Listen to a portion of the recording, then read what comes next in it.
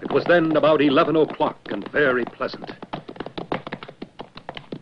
In Medford, I awakened the captain of the Minutemen. And after that, alarmed almost every house till I got to Lexington.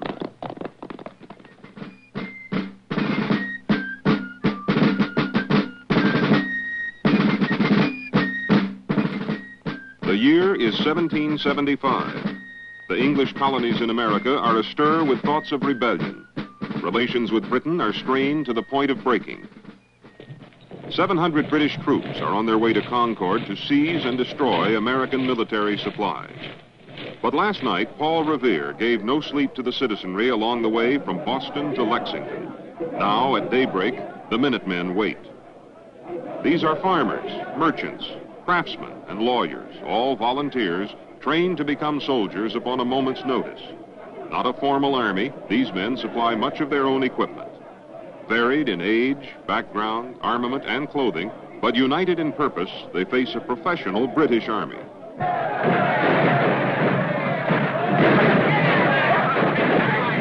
8 Americans lose their lives, with others of both sides being wounded.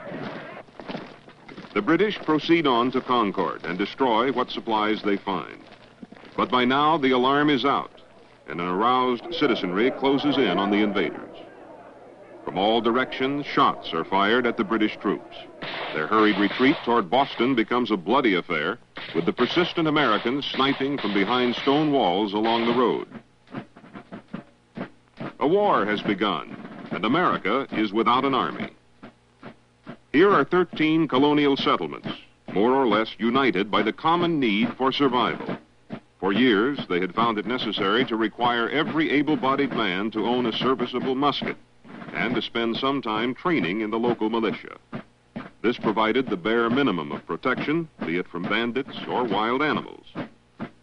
But now, the newly formed minute companies have appeared, marking a new step toward preparedness. King George III declares the colonies to be in a state of rebellion. Full-scale war is ordered to bring the Americans into subjection.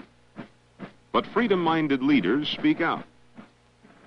Is life so dear, or peace so sweet, as to be purchased at a price of chains and slavery?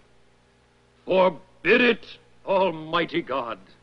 I know not what course others may take, but as for me, give me liberty, or give me death.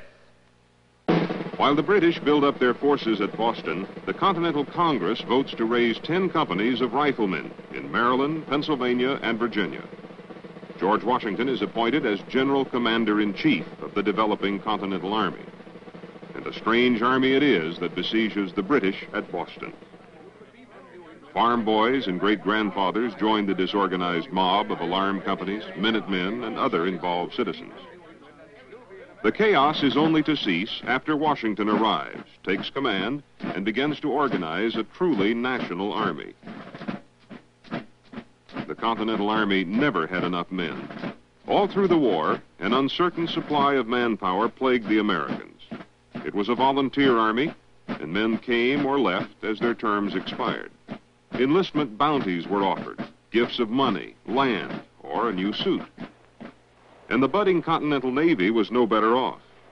Against the vastly superior forces of the Royal Navy, the Americans could only hope to disrupt shipping and perhaps capture some supplies. John Adams had expressed interest in building a small naval force that could do something. Largely through the efforts of John Adams, Congress formally established the Continental Navy in the latter part of 1775.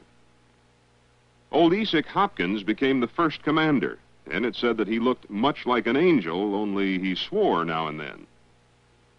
The first important naval prize was the capture of the British ordnance ship Nancy.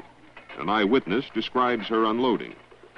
As the men went about this hurried task, every lift from the hold of the Nancy seemed to bring a military treasure into daylight. When he saw her papers, Horatio Gates exclaimed that he couldn't have made out a better invoice if he had tried. It's been observed that 18 months would have been needed to manufacture in America the materials taken from the Nancy. But the American Navy was never to become substantial during the Revolution. Any gentlemen volunteers who have a mind to take an agreeable voyage in this pleasant season of the year may, by entering on board, meet with every civility they can possibly expect. Commanded by John Paul Jones. Why should I join the regular Navy with its discipline and its poor food and pay when I can share the spoils by privateering? Congress authorized the arming of over 2,000 private vessels to assist the Continental Navy, which had less than 50 ships of its own. This proved to be a mixed blessing. Sailors were attracted to service on the private vessels rather than in the regular Navy because they could personally share the spoils of captured British ships. Said Robert Morris, "The spirit of privateering has prevailed so eminently that they have sacrificed every other pursuit to it." But behind it all, the Americans had a weapon of supreme value. A stand for national independence had been taken, and there was no turning back. Thomas Paine spoke for many and inspired others when he wrote, "These are times that try men's souls. The summer soldier and the sunshine patriot will, in this crisis, shrink from service of his country. But he that stands it now deserves the love and thanks of men and women. Tyranny, like hell, is not easily conquered.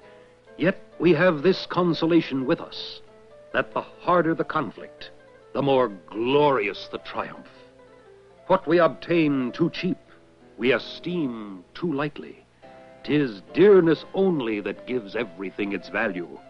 Heaven knows how to put a proper price upon its goods, and it would be strange indeed if so celestial an article as freedom should not be highly rated." Many Britishers recognized and sympathized with the American situation. Late in 1777, William Pitt, Earl of Chatham, expressed it this way: "You cannot conquer America. If I were an American, as I am an Englishman, while a foreign troop were landed in my country, I would never lay down my arms. Never, never, never." And indeed, the Americans' determination was put to the test. The war was to drag on for 4 more years.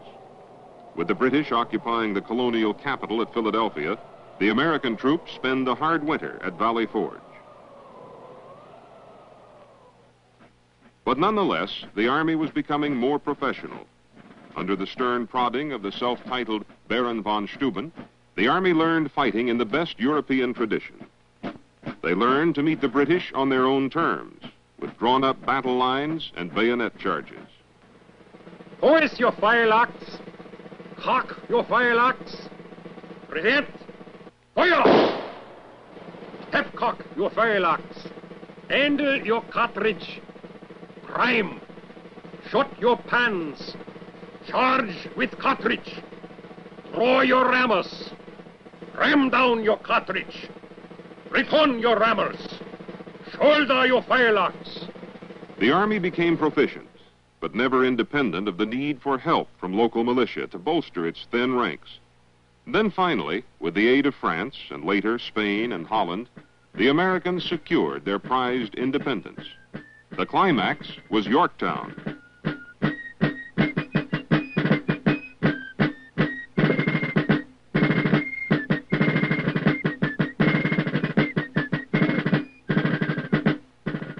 Most statesmen feared the possible evils of having a large army and navy in peacetime. So Congress made no provision for a permanent military establishment. Immediately after hostilities, the Army was disbanded, with a total of 87 men retained to guard military property. In 1785, Congress sold the last warship. Only the small local militia units continued to function. But then, the following year, Congress set up a 3-year enlistment program. Shays' Rebellion, in which a disgruntled mob attacked the arsenal at Springfield, Massachusetts, proved the wisdom of having some form of continuing military force available. In 1787, the Constitutional Convention met in Philadelphia to form a stronger government. The subject of a military establishment was hotly debated. James Madison acknowledged that while a standing force was dangerous, it may at the same time be a necessary provision.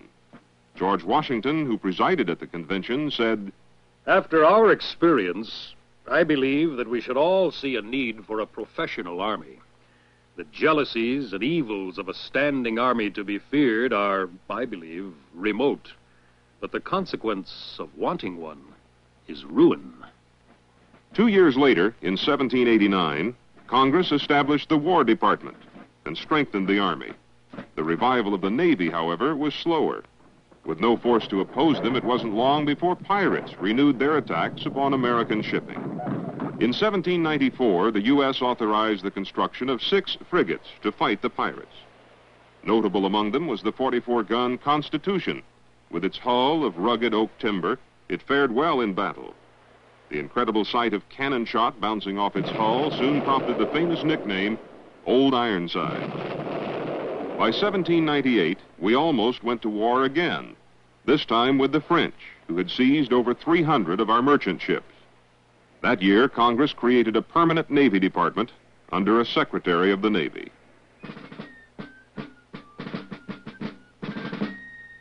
The words of Washington, quoted from an earlier letter to Elbridge Gerry, were proved valid. "There is nothing so likely to produce peace as to be well prepared to meet an enemy."